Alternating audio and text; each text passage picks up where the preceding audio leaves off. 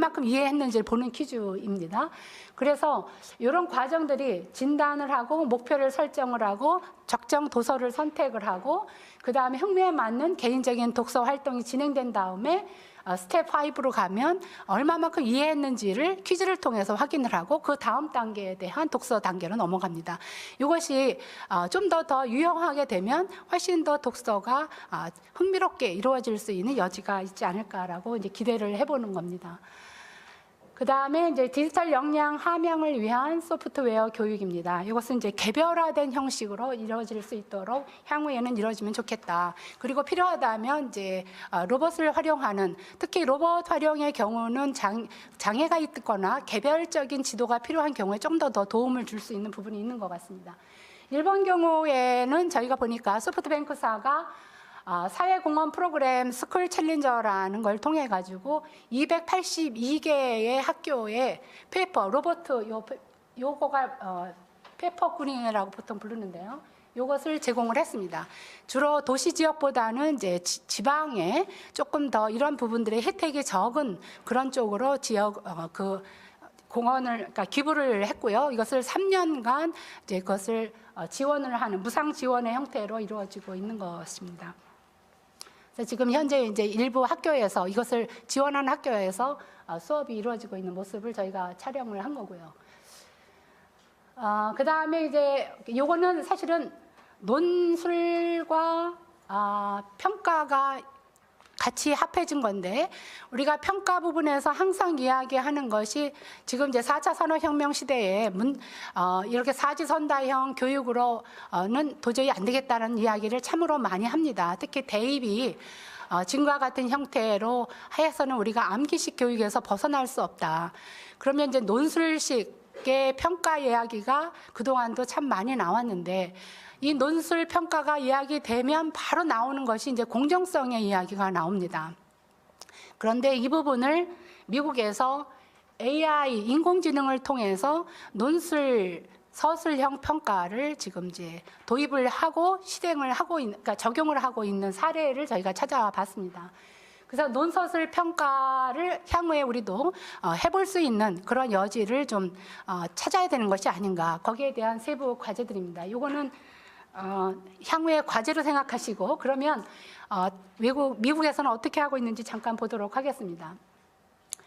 빈티지 러닝사에서 마이 액세스라는 그러한 이제 프로그램을 통해 가지고 에세이를 쓰면 이거에 대해서 이거에 대한 이제 기본적인 많은 그 정보를 가지고 분석한, 그러니까 빅데이터를 갖추고 인공지능을 통해서 분석한 부분인 거죠. 그래서 논술 부분을 어떻게 평가할 것인가에 대한 것들이 나온 겁니다. 그래서 에세이 쓰기에 대한 부분들이 피드백 첫 번째 단계에서 주면, 그 다음 단계에서 각 부분으로 또 상세하게 해석과 맞는 답을 이제 체크를 하게 됩니다.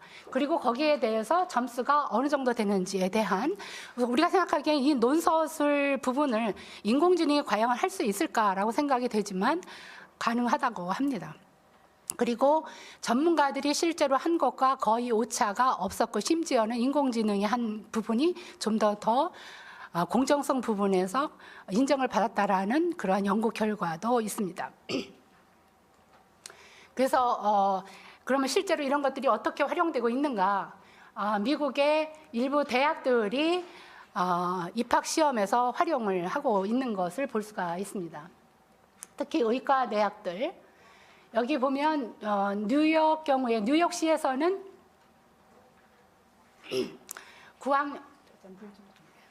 9학년 학생 전체가 활용할 수 있도록 뉴욕 교육부가 지정을 했습니다. 그래서 논서술 평가가 가능할 수 있도록 지금 이루어지고 있고요. 이거는 이제 호주에서도 활용되는 사례가 찾아졌습니다. 그래서 이 부분은 아마 가야 할 길이, 우리 사회에 이걸 적용하려고 한다면 가야 할 길이 매우 멀겠지만, 그래도 이런 거에 대한 우리가 하나의 정책 과제로 생각을 하고 꾸준히 이것을 좀 적용하기 위한 노력을 해야 되는 것이 아닌가라고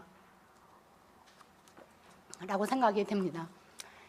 그 다음에 진로 직업 교육인데요.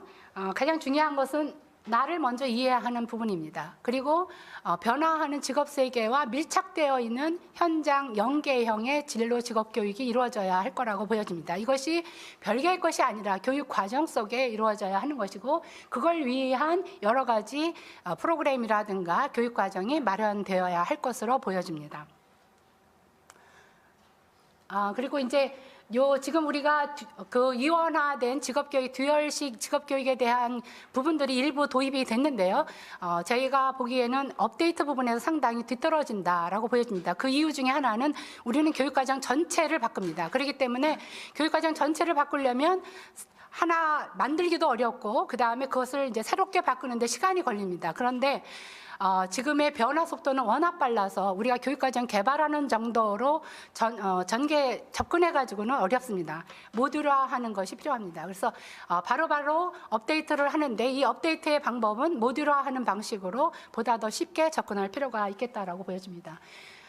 독일에 저희가 이제 BMW사에서 진행하고 있는 그 듀얼 교육을 봤습니다. 이거는 그 BMW사 내에 그 내에 있는, 이거 사실은 사진을 찍지 말라고 하더라고요. 왜냐하면 최신 신기술이 그대로 적용되고 이거를 학생들에게 같이 그 기술을 교육시키는 부분이기 때문에 사진을 찍지 못하게 했는데, 적어도 이거 한 장은 좀 찍게 해달라 그래가지고, 멀리서 찍는 거니까 그냥 그러면 하나 찍어라 그래가지고 이제 이거는 찍은 겁니다. 그런데 전시되어 있는 내용에서 바로 얼마 전에 나온 최고의 신형차래요.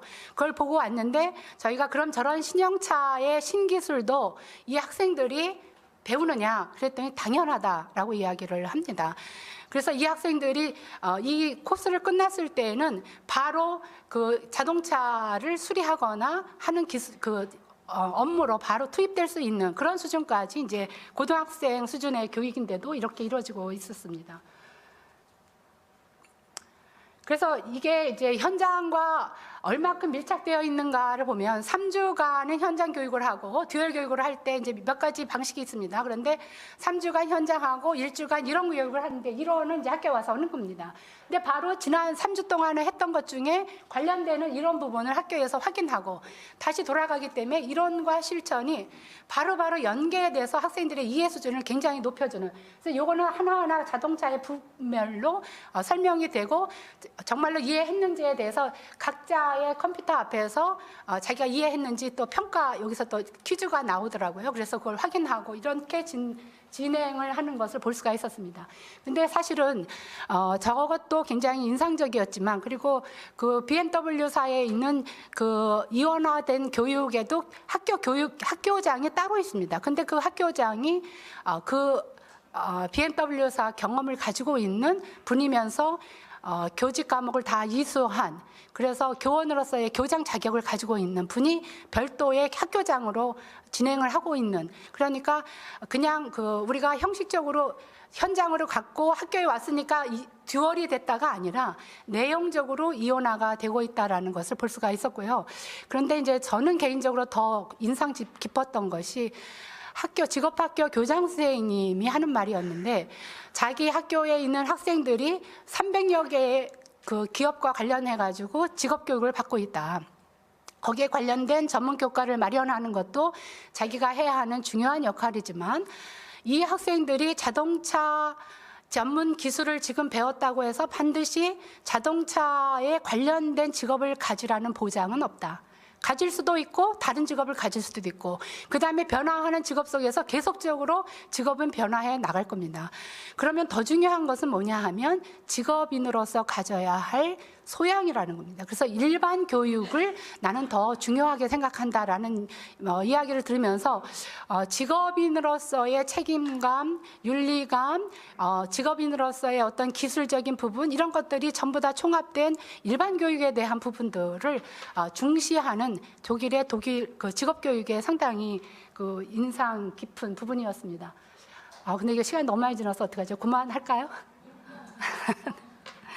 죄송합니다. 제가 빨리 진행을 한다고 생각을 했는데도 자꾸 전하고 싶은 게 많았나 봐요. 이 교사 부분도 조금 제가 좀 설명을 하고 싶은 부분입니다. 저희가 교사 교육을 하다 보면 그리고 연수를 하다 보면 요즘에 지금 이제 온라인으로 연수 많이 합니다. 근데 클릭 연수라는 말을 많이 하죠. 켜놓고 딴 데 가서 하고 이런 형식으로 진행되는 경우가 많은데 어떻게 하면 체험형 연수를 할 것인가 하는 게 제가 전에도 이제 교원 그 연수 부분을 연구를 하면서 고민했던 부분 중에 하나입니다. 그런데 이제 그 문제를 미국에서는 이런 가상 체험 부분으로 풀고 있었습니다. VR, AR 이런 것들이 모두 다 동원이 되면서 그래서 이렇게 된다면 보다 더 맞춤형, 체험형, 지능형으로 우리가 교원 교육도 하고 연수도 하고 실습도 할 수 있지 않을까라는 생각입니다. 그래서 향후에 교원 부분에서도 이런 부분에 대한 정책을 조금 더 추진해 갈 필요가 있는 것이 아닌가. 요거는 이제 해외 사례에서 이런 것들이 이루어지려면 이거는 사실은 교육과 교육 내용과 방법과 평가가 다 종합되어 있는 부분입니다.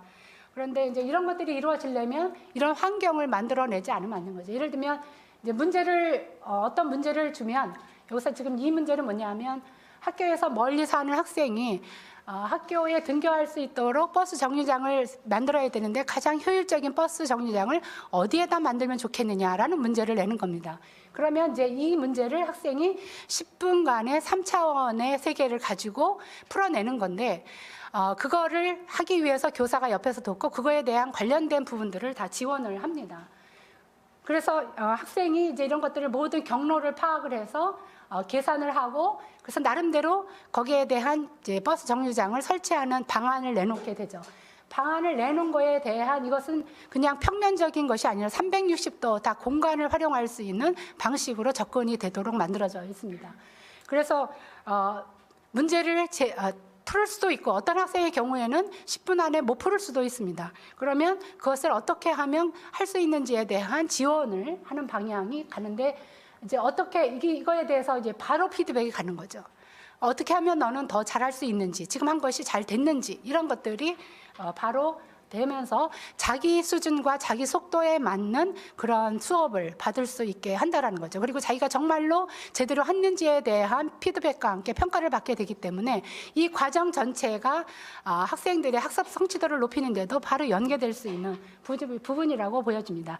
이 평가를 어떻게 하느냐, 보고서가 이렇게 3가지 형식으로 보고되게 되어 있습니다. 이것이 학생들의 어떤 학업 신장을 위해서 만들어진 거고요. 그래서 이런 것들이 전체적으로 이루어지기 위해서는 지금 여기 국가교육위원회 관계자분도 오신 걸로 알고 있는데 국가 차원에서 중장기 종합대책을 마련할 필요가 있는 것이 아닌가.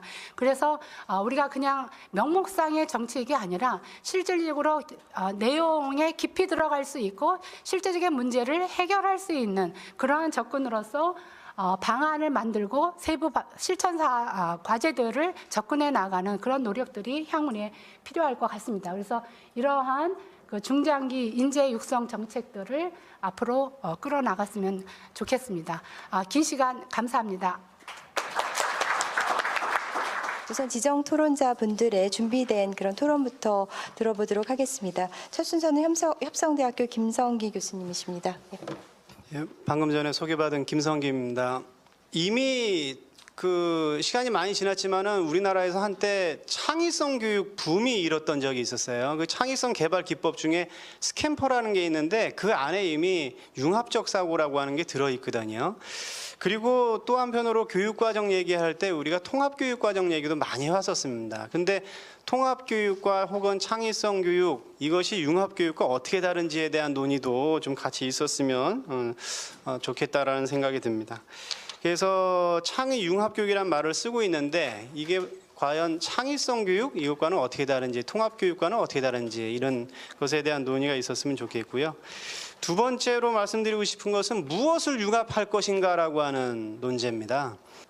3가지 이제 유의할 점에 대해서 제 소견을 적어놨는데요. 첫 번째로는 이 교육 관련 데이터를 활용을 해서 예를 들면 빅데이터 이런 걸 활용을 해가지고 교육계에 적용한다라고 했을 때 좀 신중할 필요가 있겠다. 왜냐하면은 다른 정보하고 다르게요. 이 교육 관련 정보는 민감 정보 그리고 대규모 정보라고 하는 속성을 가지고 있어요. 왜 민감 정보라고 하냐면 학생부에 들어가는 그 정보들이요. 예를 들면 교과 발달 상황, 그리고 행동 발달 상황, 심지어 신체 발달 상황이라고 하는 민감한 개인정보가 들어있어요. 그래서 이게 개인이 일반 상품을 구매하는 성향을 담고 있는 상업적인 빅데이터와는 상당히 다르다. 그리고 대규모 정보라는 게 어떤 의미인가 하면요. 제도적으로 모든 국민이 의무교육제도에 의해서 모든 국민이 사실상 중학교까지 9년제 의무교육을 받도록 돼 있어요. 그러니까는 교육 관련 데이터는 전국적 규모라고 하는 것 이상으로 전 국민적 데이터를 담고 있다. 그래서 이게 자칫 유출될 경우는 상당히 심각한 문제가 발생할 수 있다는 거죠. 있다는 겁니다. 그래서 미국에서도 뭐 자율주행차 사고가 났었는데 그 법적 책임이 누구에게 있느냐. 사고를 낸 거는 자율주행차잖아요. 근데 자율주행차한테 당신은 변호인을 선임할 권리가 있고 이렇게 할 수 없는 거거든요. 그래서 이 법적 책임이 누구에게 있느냐 이런 부분에 대해서도 논의가 필요한 게 아닌가 생각이 됩니다. 그리고 두 번째로는 자칫 이 지능 정보를 활용하는 것이 교원의 고유한 교육 활동권을 침해할 가능성도 있지 않은가. 그래서 너무 지나치게 인공지능 시스템에 의존해서 교육적 판단을 하는 것은 교육적으로 바람직하지 않을 수도 있다. 그래서 최종적 판단은 누가 할 것인가에 대한 고민도 좀 있어야 될 거라 생각이 들고요. 마지막으로 정보 입력을 해야 빅데이터도 활용을 할 수가 있는 거거든요. 근데 그 부담이 고스란히 교원의 몫으로 온다면은 교원들이 가뜩이나 지금 힘겨운 상황에서 여러 가지 잡무를 시달리고 있는데 이러한 막중한 업무까지 부담을 안게 된다면은 교육 활동 자체가 왜곡될 수도 있지 않겠느냐. 그래서 이러한 과학기술을 활용한 효율적 교육 관리도 중요하지만 학생들에 대한 이 고유한 교육적 진심을 담은 활동, 교원의 활동 그런 것들을 좀 다시 한번 되돌아볼 필요가 있겠다라는 말씀 드리면서 마치겠습니다. 고맙습니다. 오산시 창의육성재단 조기봉입니다. 10월인가 싱가포르에 있는 학교를 좀 몇 군데 돌아본 적이 있었는데 그 이제 메이커 교육이라는 게 사실은 뭐 만드는 게 목적이 아니고 그 만드는 과정 속에서 학생들의 창의성을 기르는 것이잖아요. 그래서 거기는 기본적으로 D&T 교육을 하더라고요. 디자인 앤 테크놀로지. 그래서 학생들이 어떤 물건을 만들 때 예를 들어서 이 물병을 만들면 우리는 지금 3D 하면은 그냥 만들어진 이 모형에 그냥 만들어 보잖아요. 근데 거기에는 가보니까 학생들이 이 물병을 또 이런 식으로 원기둥으로 만들지 않고 자기가 뭐 세모로 만들 수도 있고 뭐 네모로 만들 수도 있고 이미 디자인을 그렇게 시작하는 거예요. 그러면서 이제 창의성을 개발을 하도록 돼 있고 그런 D&T의 그 포트폴리오를 한 학생이 졸업할 때까지 한 강좌를 듣는데 스케치북으로 제가 볼 때는 70 내지 80페이지 정도가 되는데요. 요것이 대학 갈 때 성적, 과목 성적으로 반영이 된다고 하더라고요. 그러니까 그 과정을 이제 평가를 하는 거죠. 근데 그 과정 평가가 이제 우리가 소위 말하는 그 공정성, 객관성이 있나 없냐를 따지는데 거기는 아주 엄격히 평가를 하기 때문에 학부모들이 거기에 대해서 뭐 이의제기가 전혀 없답니다. 그래서 이런 학교를 제가 여러 번 봤는데 일단 그 메이커라는 것이 사실 만드는 데 집중하고 하는 것이 아니고 학생들이 기본적으로 처음부터 이렇게 창의성을 발휘할 수 있는 어떤 그런 교육 과정을 먼저 실행을 해야 되지 않을까 그런 생각이 듭니다. 그다음에 교육 방법 및 평가에서 제가 이제 좀 관심을 좀 많이 가지고 야 이런 것이다라고 생각한 것이 교육 그 평가 방법이거든요. 근데 학교에서 평가 방법이 왜 중요하냐면 평가 방법에 따라서 학생들의 학습 방법이 바뀌기 때문에 그렇습니다. 그러니까 지금은 다 오지선다형의 시험이 대부분이기 때문에 학생들이 구태여 뭐 생각을 하려고 하지 않죠. 5개 중 하나 찍으면 되니까요. 그런데 이제 평가 방법을 이제 논술형이나 서술형으로 바꾸면 학생들이 생각을 하게 되죠. 그 문제를 풀어야 되기 때문에 그런 차원에서 논술형 평가는 너무나 중요한데 학교에서 감히 이제 시행하지 못하는 가장 큰 이유가 학부모님들로 받는 그 객관성이나 공정성에 대한 문제, 그 다음에 선생님들의 그 업무 과중 이런 것들을 못 하는데 아까 발표자께서 말씀하신 그 부분에 보면 거의 전문가와 채점의 일치율이 거의 98%라면 거의 완벽한 거죠. 이런 그 인공지능을 이용한 논술 프로그램 이런 것들이 도입이 된다면 우리나라 교육이 획기적으로 바뀌지 않을까. 그야말로 미래를 준비하는 인재 미래 인재가 갖춰야 될 역량을 개발할 수 있는 방법이 되지 않을까 그런 생각을 하거든요. 그래서 이게 참 시급하고 중요하다는 생각을 했고요. 그 다음에 이것과 또 연관 지을 수 있는 것이 이제 수능이잖아요. 우리나라 수능은 저는 작년에 그 지진이 나고 뭐 수능 일주일 연기하고 하는 것을 보면서 과연 21세기에 대한민국이 이래서 되나 그런 생각을 했거든요. 온라인으로 시험을 볼 수 있으면 수시로 시험을 보게 하면 괜찮다는 것이죠. 그러니까 예를 들어서 이제 고등학생들을 대상으로 하면 뭐 고3 때 누구나 다 언제든지 볼 수 있다든지 아니면은 고2 때부터 볼 수 있도록 상설 시험장을 개설을 하는 것입니다.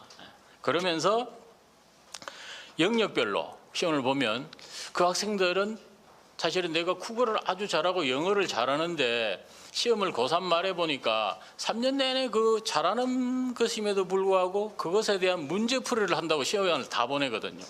이런 학생들한테 미리 시험 볼 기회를 주면 걔네들은 그 시험에 통과 패스학점을 주고 나머지 시간은 뭐 이제 학교에 이제 내신 공부와 함께 이제 여기서 중요하게 생각하는 진로 직업 교육을 실제로 할 수 있는 시간을 주는 것이죠. 그게 사실은 외국에서는 하고 있는 과정이지 않습니까? 그렇죠.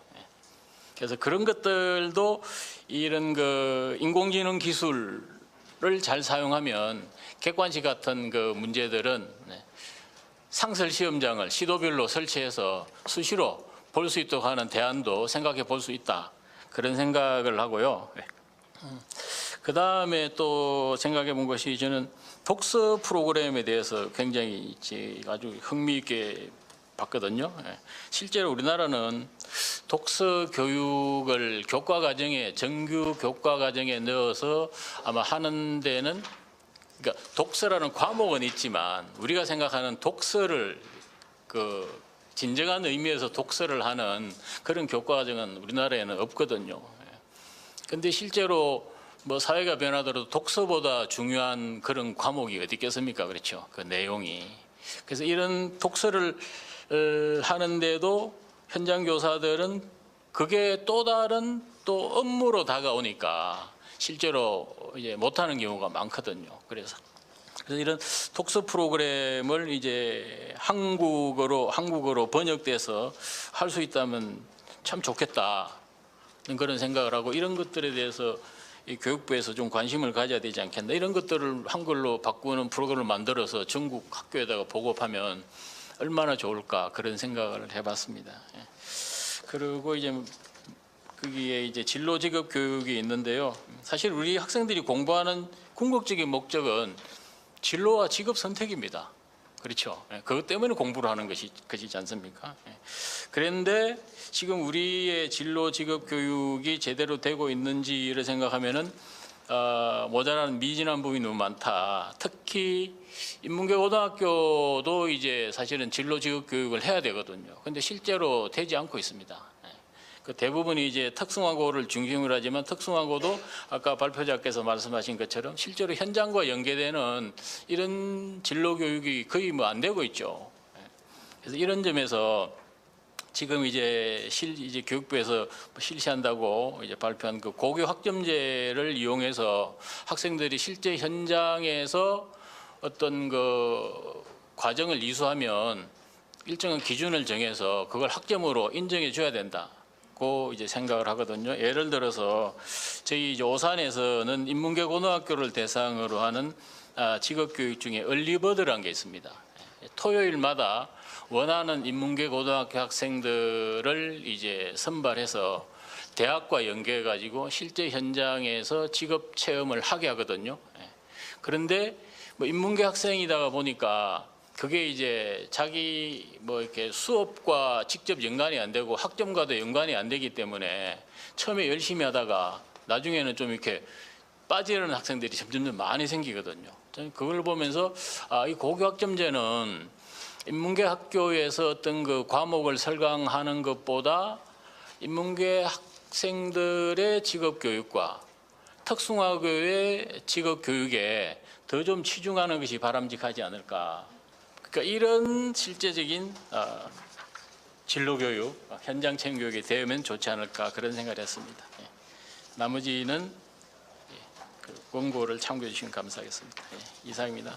인간 개개인마다 다른 지능에 초점을 맞추고 인간 개개인에게 맞는 어떤 사고할 수 있는 능력, 지능 개발에 대해 초점을 맞춰야 된다. 소위 우리가 여태까지 얘기했던 개별화 맞춤화라는 것이 이제 비로소 더 중요해지는 것이 아닌가라는 생각을 해봤고, 그렇다면 인간의 사고 체계라는 게 뭐 기억하고 이해하고 뭐 적용하고 성찰하고 평가하고 해서 최종적으로 메이킹하고 플래닝하고 크리에이팅하는 것일 텐데, 결국은 로봇이 계속 치고 올라오면 인간에게 가장 중요한 고차원적인 어떤 창의력이라고 하는 부분 역시 우리가 여태까지 얘기 안 해온 건 아니지만 앞으로 더 중요해지겠구나라는 생각을 좀 해봤고요.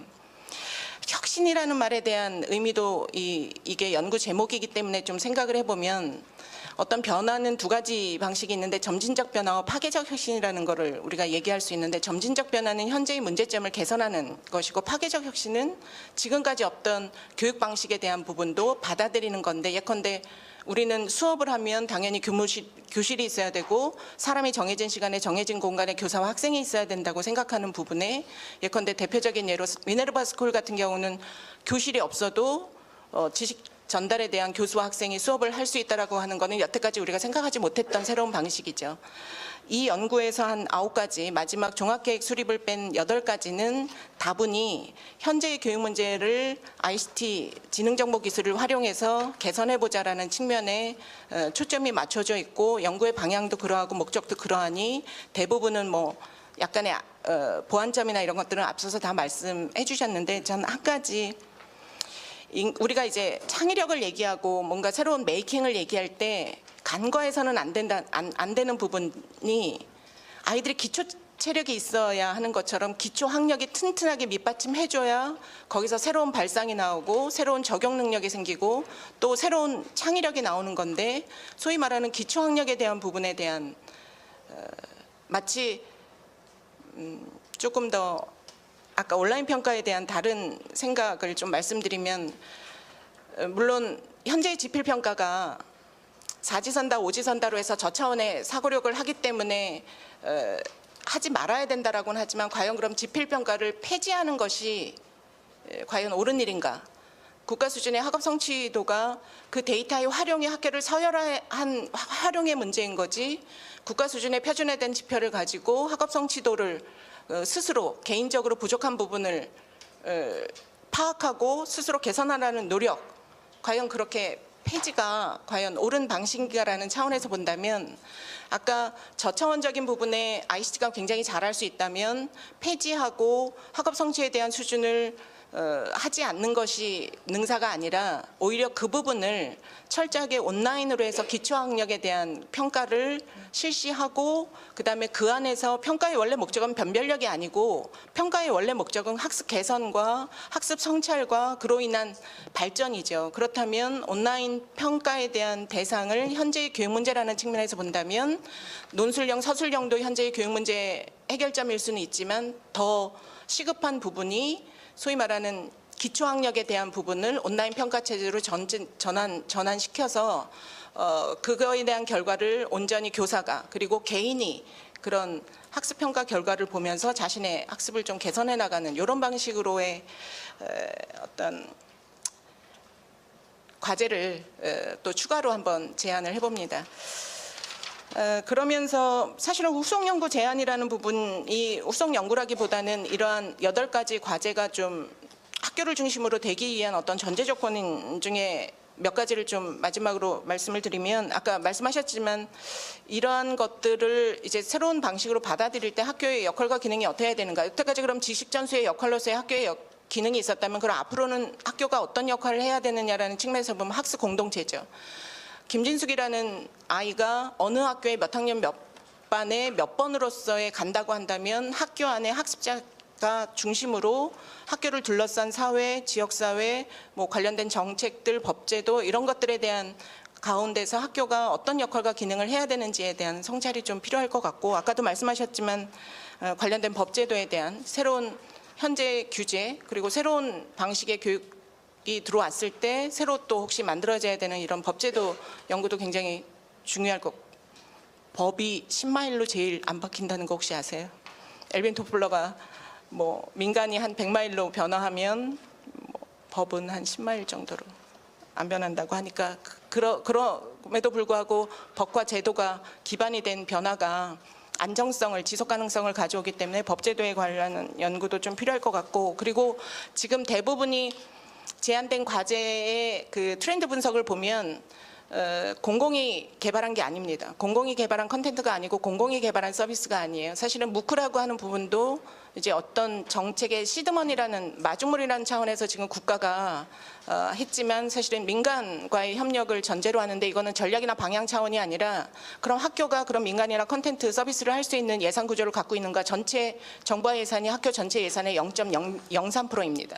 그런 구조 속에서는 좋은 컨텐츠나 서비스를 살 수가 없는 거죠. 그래서 관련된 예산, 관련된 제도에 대한 것들이 좀 있어야 되지 않을까. 그리고 또 한 가지 마지막으로는, 말이 길어졌습니다만 이 말씀은 꼭 드려야 될 것 같아서, 저희 나라 그 아이들의 그 OECD 평가 ICT 친숙도라는 거를 조사를 하는데, 우리나라 아이들의 디지털 리터러시에 대한 인식 조사가 너 디지털 기기에 대해서 뭐 친숙하니? 너 디지털 기기를 쓰는 것이 편안하니? 너 디지털 기기를 통해서 문제 해결 학습이나 뭐 다른 친구들과의 어떤 의미 있는 의사소통 해봤니? 4가지 영역에 대해서 OECD 32개국 중에 31위입니다.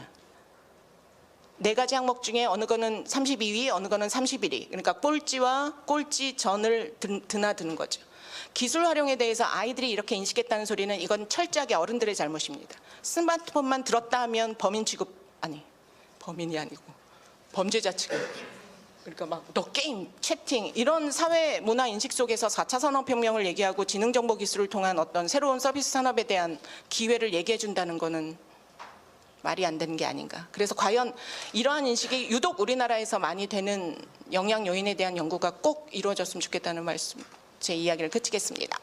소개받은 교육부 미래교육기획과 유지완 과장입니다. 뭐 저한테 할당된 조금의 시간에 제가 이제 설명을 드리고 싶은 건 오늘 발표하신 내용들 관련해서 교육부가 하고 있는 내용들을 조금 소개를 해드릴까 합니다. 그래서 관련해서 이야기를 할 때 제가 빠뜨릴 수 없는 거는 2015 개정 교육과정을 말씀드려야 될 것 같습니다. 그래서 2015 개정 교육과정이 어떤 의미가 있냐면요. 아까 이제 우리 장강희 소장님께서 발표하실 때 교육과정이 너무 이제 전면적으로 개정하고 해서 등등등 이제 너무 오래 걸린다라는 이제 단점을 지적을 하셨긴 했는데, 저희가 이제 교육 현장을 바꾸려면 현재 체제는 교육과정을 바꾸고 그에 따라서 교과서가 나오고 그 교과서가 학교 현장에 도입이 되고 이렇게 진행이 되면서 학교 현장에서 이제 변화가 생기는 겁니다. 그래서 제가 2015년 9월 달에 2015 개정 교육과정이라고 해서 교육과정을 개정을 했는데, 이전 교육과정과 가장 큰 차이는 처음으로 핵심 역량이라고 하는 것을 도입을 했습니다. 그 이전까지 교육과정은 어떤 과목에서 어떤 내용을 가르칠 것인가 하는 어떻게 보면 컨텐츠 중심으로 교육과정을 바라봤다면 2015 개정 교육과정서부터는 이제 더 이상 그런 컨텐츠가 중요하지 않고 앞으로 다가올 미래 사회에 우리 학생들이 살아나갈 수 있는 진짜 중요한 역량을, 어떤 역량을 키워줘야 되는지를 고민을 하자라고 해서 핵심 역량이라는 걸 도입을 했습니다. 그래서 그때 2015년 9월 달에 그 2015 개정 교육과정을 확정을 할 때 제시했던 그 미래사회 핵심 역량은 6가지입니다. 그래서 그대로 읽어드리면 자기관리 역량, 지식정보 처리 역량, 창의적 사고 역량, 심미적 감성 역량, 의사소통 역량, 공동체 역량, 이렇게 6개입니다. 근데 이제 그 뒤에 4차 산업혁명이라고 하는 게 이제 본격적으로 전 세계적으로 논의되기 시작한 거는 그 뒤에인 2016년 1월 달에 다보스 포럼, 세계경제 포럼에서 클라우스 슈밥 회장이 4차 산업혁명이라는 걸 정의 다시 하면서 미래사회의 핵심 역량을 거기서 또 얘기를 합니다. 근데 그때 제시됐던 역량이 저희 2015년 9월 달에 2015 개정 교육과정에 반영했던 핵심 역량과 크게 차이가 없습니다. 그 클라우스 슈밥 회장이 이야기했던 핵심 역량이 문제 해결 능력, 비판적 사고력, 창의력, 협업 능력, 사람 관리 역량, 이렇게 5가지 핵심 역량을 제시했거든요. 그래서 이 교육부 하는 거 보시면 참 답답하고 짜증나시고 할 텐데요. 교육부도 이렇게 이제 고민 많이 하고 앞으로 어떻게 학생들을 가르쳐야 될지를 이제 차근차근 좀 준비는 하고 있습니다. 그래서 그런 점 조금 이해해 주시면 좋겠고, 그래서 그 2015 개정 교육과정이 2015년도에 개정이 되면 이에 따라 2016년도에 관련 교과서들을 개발을 해서 2017년도부터 이제 학년별로 단계적으로 적용을 합니다. 그래서 2017년도에는 초등학교 1, 2학년만 적용을 했고요.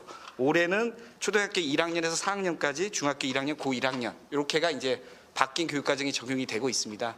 그리고 이제 단계적으로 적용해서 2020년에 전 학년이 2015 개정 교육과정이 적용되는 거고요. 그래서 이 2015 개정 교육과정에 따라서 지금 도입되고 있는 게 이제 많이들 들어보신 소프트웨어 교육이 이제 도입이 됐습니다. 근데 이제 제가 최근에 또 어떤 다른 토론회에 나가 보니까 어떤 전문가께서 말씀하시기를 소프트웨어 교육을 이미 우리나라 학생들이 실증을 내고 있다. 제대로 잘 못해갖고 그런 실증이 나고 있고 문제점이 지적되고 있다 이렇게 말씀을 하시는데 학교 현장에서는 올해 처음 필수화가 돼서 도입이 되고 있습니다. 그래서 그런 말씀을 이제 워낙 그 전에 한 2년 전에 소프트웨어 교육이 이야기가 될 때 발빠르게 사교육 업체들이 이제 그 관련 그 학원들이 이제 발빠르게 대응하면서 관련 사교육이 진행되면서 거기서 따른 문제점들이 이제 여러 가지 논의가 되고 있는 거고요. 학교 현장은 올해부터 해서 올해 처음으로 중학교 정보 과목에 이 소프트웨어 교육이 반영이 되고 있고요. 그다음에 이제 초등학교는 내년도부터 5, 6학년 실과 과목에 이 내용이 반영이 돼 있습니다. 그래서 소프트웨어 교육을 또 코딩 교육하고 이제 거의 동일하게 쓰시는데 이제 현재 교육 과정에 들어가 있는 소프트웨어 교육은 전체적인 소프트웨어 이해와 소프트웨어를 만들기 위한 종합적인 문제 해결 능력, 종합적인 사고 능력 이런 거를 종합적으로 가르치면서 그 중간에 이제 코딩 교육도 실습을 하도록 하는 형태로 지금 교육 과정은 구성되어 있습니다.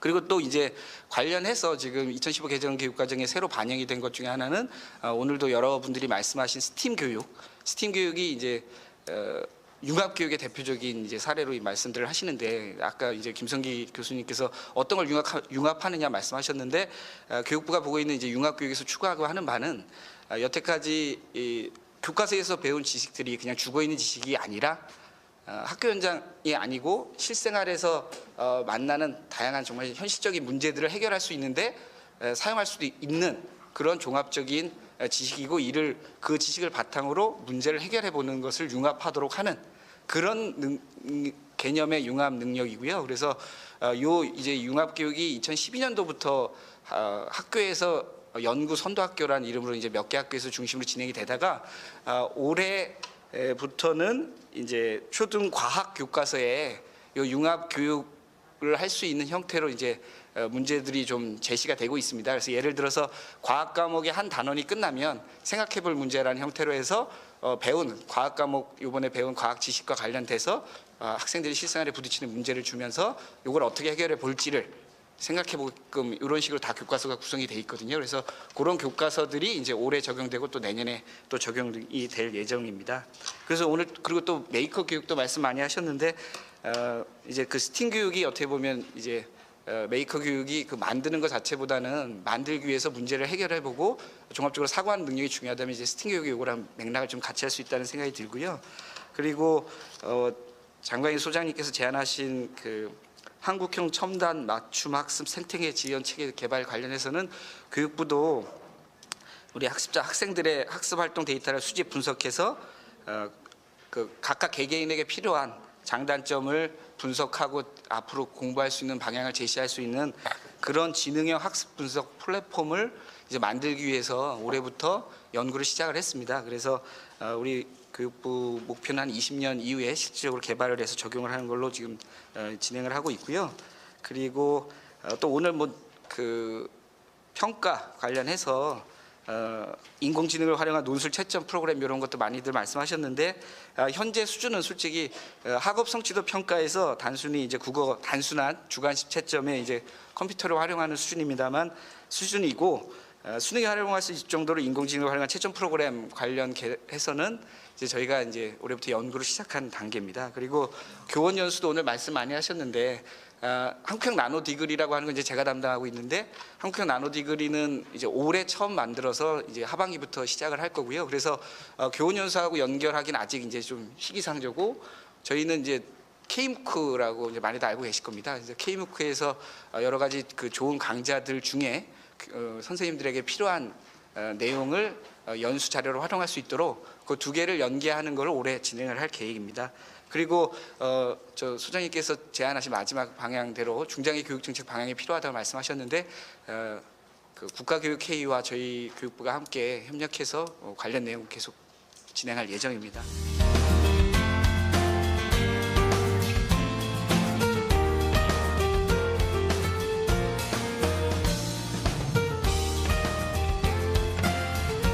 보고되게 되어 있습니다. 이것이 학생들의 어떤 학업 신장을 위해서 만들어진 거고요.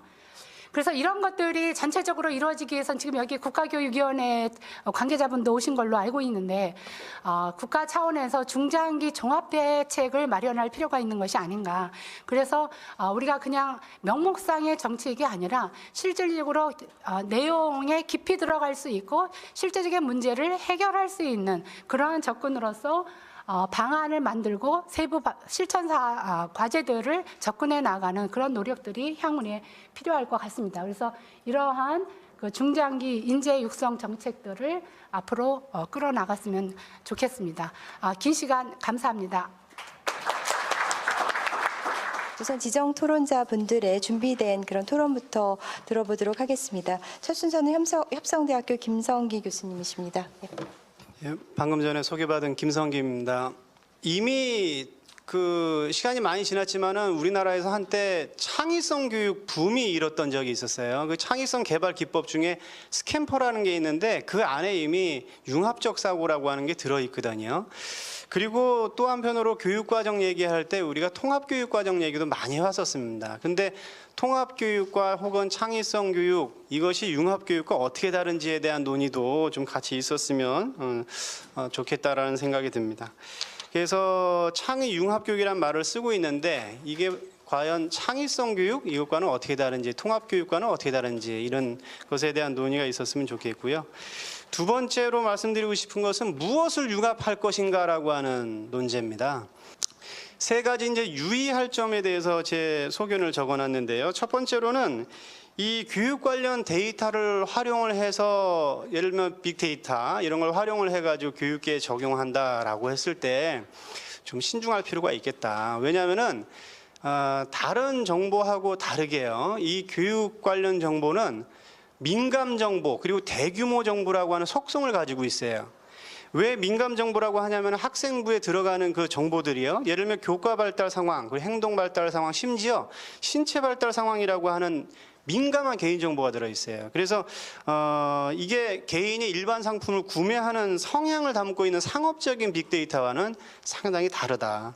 그리고 대규모 정보라는 게 어떤 의미인가 하면요. 제도적으로 모든 국민이 의무교육제도에 의해서 모든 국민이 사실상 중학교까지 9년제 의무교육을 받도록 돼 있어요. 그러니까는 교육 관련 데이터는 전국적 규모라고 하는 것 이상으로 전 국민적 데이터를 담고 있다. 그래서 이게 자칫 유출될 경우는 상당히 심각한 문제가 발생할 수 있다는 거죠.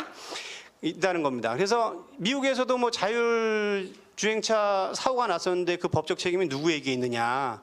사고를 낸 거는 자율주행차잖아요. 근데 자율주행차한테 일반 교육에 대한 부분들을 중시하는 독일 그 직업교육에 상당히 그 인상 깊은 부분이었습니다. 근데 이게 시간이 너무 많이 지나서 어떡하죠? 그만할까요? 죄송합니다. 제가 빨리 진행을 한다고 생각을 했는데도 자꾸 전하고 싶은 게 많았나 봐요. 예, 요 교사 부분도 조금 제가 좀 설명을 하고 싶은 부분입니다. 저희가 교사 교육을 하다 보면, 그리고 연수를 하다 보면, 요즘에 지금 이제 온라인으로 연수 많이 합니다. 근데 클릭 연수라는 말을 많이 하죠. 켜놓고 딴 데 가서 하고, 이런 형식으로 진행되는 경우가 많은데, 어떻게 하면 체험형 연수를 할 것인가 하는 게 제가 전에도 이제 교원 그 연수 부분을 연구를 하면서 고민했던 부분 중에 하나입니다. 그런데 이제 그 문제를 미국에서는 이런 가상 체험 부분으로 풀고 있었습니다. VR, AR 이런 것들이 모두 다 동원이 되면서 그래서 이렇게 된다면 보다 더 맞춤형, 체험형, 지능형으로 우리가 교원 교육도 하고 연수도 하고 실습도 할 수 있지 않을까라는 생각입니다. 그래서 향후에 교원 부분에서도 이런 부분에 대한 정책을 조금 더 추진해 갈 필요가 있는 것이 아닌가. 요거는 이제 해외 사례에서 이런 것들이 이루어지려면 이거는 사실은 교육과 교육 내용과 방법과 평가가 다 종합되어 있는 부분입니다. 그런데 이제 이런 것들이 이루어지려면 이런 환경을 만들어내지 않으면 안 되는 거죠. 예를 들면 이제 어떤 문제를 주면 여기서 지금 이 문제는 뭐냐면 학교에서 멀리 사는 학생이 학교에 등교할 수 있도록 버스 정류장을 만들어야 되는데 가장 효율적인 버스 정류장을 어디에다 만들면 좋겠느냐라는 문제를 내는 겁니다. 그러면 이제 이 문제를 학생이 10분간의 3차원의 세계를 가지고 풀어내는 건데 그거를 하기 위해서 교사가 옆에서 돕고 그거에 대한 관련된 부분들을 다 지원을 합니다. 그래서 학생이 이제 이런 것들을 모든 경로를 파악을 해서 계산을 하고 그래서 나름대로 거기에 대한 이제 버스 정류장을 설치하는 방안을 내놓게 되죠. 방안을 내놓은 거에 대한 이것은 그냥 평면적인 것이 아니라 360도 다 공간을 활용할 수 있는 방식으로 접근이 되도록 만들어져 있습니다. 그래서 문제를 풀을 수도 있고 어떤 학생의 경우에는 10분 안에 못 풀을 수도 있습니다. 그러면 그것을 어떻게 하면 할 수 있는지에 대한 지원을 하는 방향이 가는데 이제 어떻게 이거에 대해서 이제 바로 피드백이 가는 거죠. 어떻게 하면 너는 더 잘할 수 있는지, 지금 한 것이 잘 됐는지 이런 것들이 바로 되면서 자기 수준과 자기 속도에 맞는 그런 수업을 받을 수 있게 한다라는 거죠. 그리고 자기가 정말로 제대로 했는지에 대한 피드백과 함께 평가를 받게 되기 때문에 이 과정 전체가 학생들의 학습 성취도를 높이는 데도 바로 연계될 수 있는 부분이라고 보여집니다. 이 평가를 어떻게 하느냐, 보고서가 이렇게 3가지 형식으로 하면 최신 신기술이 그대로 적용되고 이거를 학생들에게 같이 그 기술을 교육시키는 부분이기 때문에 사진을 찍지 못하게 했는데 적어도 이거 한 장은 좀 찍게 해달라 그래가지고 멀리서 찍는 거니까 그냥 그러면 하나 찍어라 그래가지고 이제 이거는 찍은 겁니다. 그런데 전시되어 있는 내용에서 바로 얼마 전에 나온 최고의 신형차래요.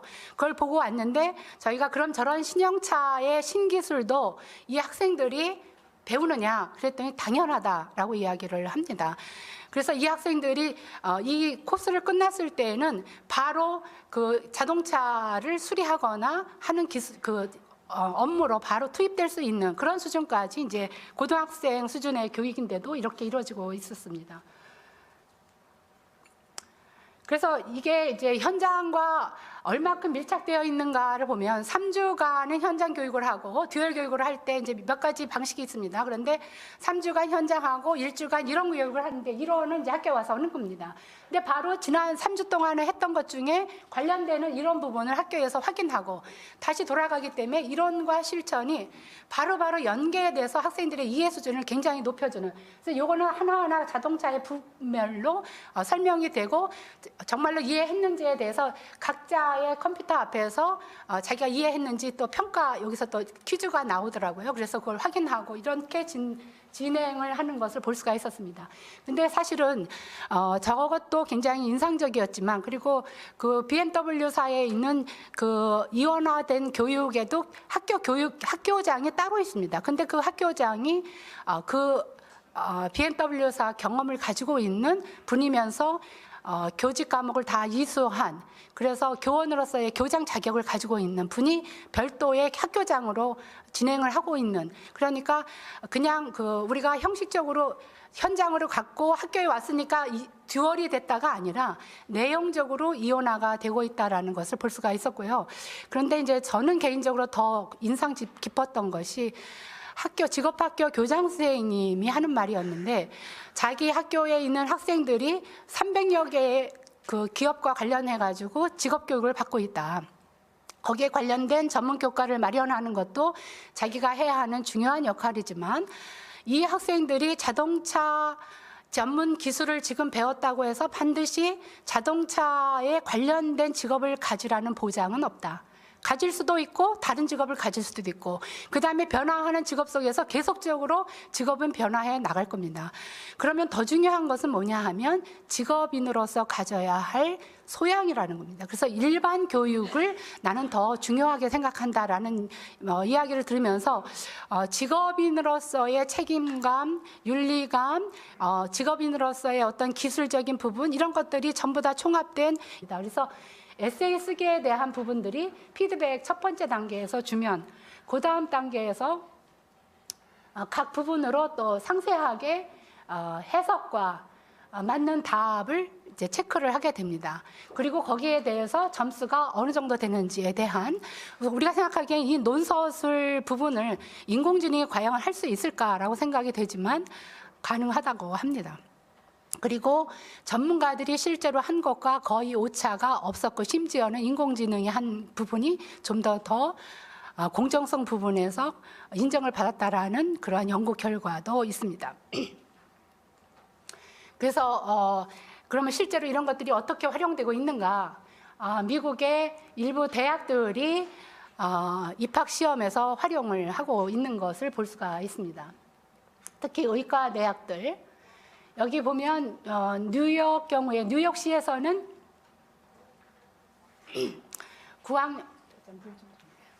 9학년 학생 전체가 활용할 수 있도록 뉴욕 교육부가 지정을 했습니다. 그래서 논서술 평가가 가능할 수 있도록 지금 이루어지고 있고요. 이거는 이제 호주에서도 활용되는 사례가 찾아졌습니다. 그래서 이 부분은 아마 가야 할 길이 우리 사회에 이걸 적용하려고 한다면 가야 할 길이 매우 멀겠지만 그래도 이런 거에 대한 우리가 하나의 정책 과제로 생각을 하고 꾸준히 이것을 좀 적용하기 위한 노력을 해야 되는 것이 아닌가라고 생각이 됩니다. 그다음에 진로 직업 교육인데요.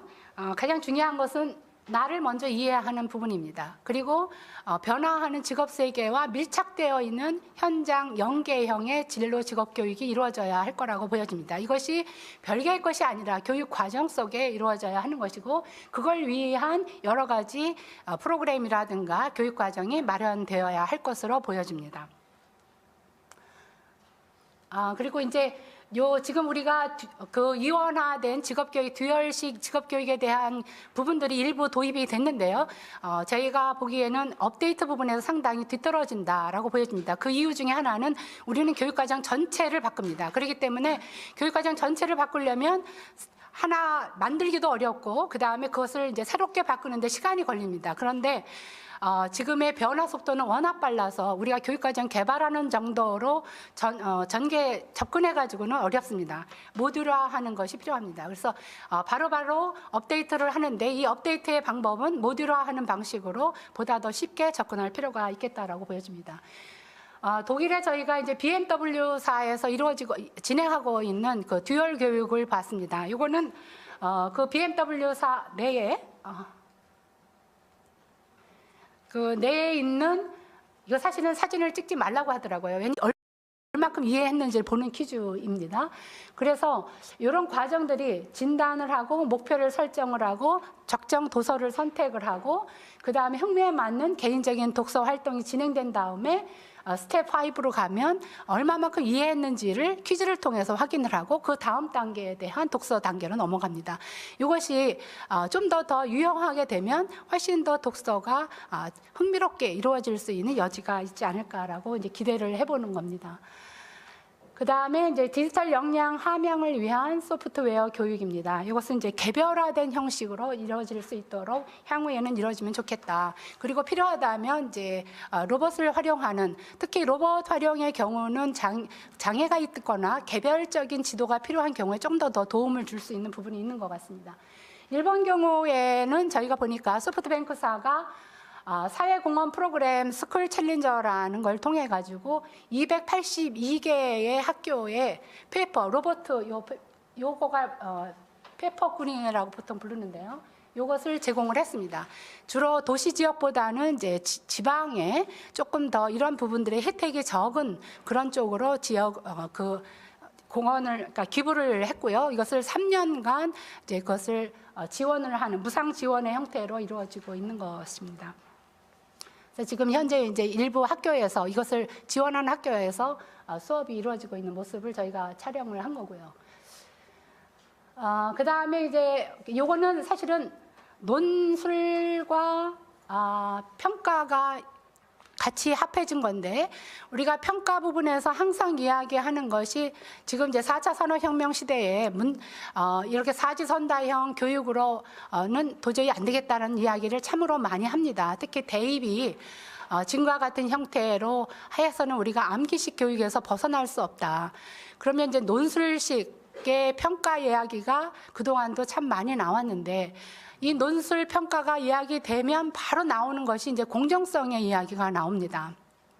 그런데 이 부분을 미국에서 AI 인공지능을 통해서 논술 서술형 평가를 지금 이제 도입을 하고 실행을 하고 그러니까 적용을 하고 있는 사례를 저희가 찾아봤습니다. 그래서 논서술 평가를 향후에 우리도 해볼 수 있는 그런 여지를 좀 찾아야 되는 것이 아닌가. 거기에 대한 세부 과제들입니다. 이거는 향후의 과제로 생각하시고 그러면 미국에서는 어떻게 하고 있는지 잠깐 보도록 하겠습니다. 빈티지 러닝사에서 마이 액세스라는 그러한 이제 프로그램을 통해 가지고 에세이를 쓰면 이거에 대해서 이거에 대한 이제 기본적인 많은 그 정보를 가지고 분석한, 그러니까 빅데이터를 갖추고 인공지능을 통해서 분석한 부분인 거죠. 그래서 논술 부분을 어떻게 평가할 것인가에 대한 것들이 나온 겁니다.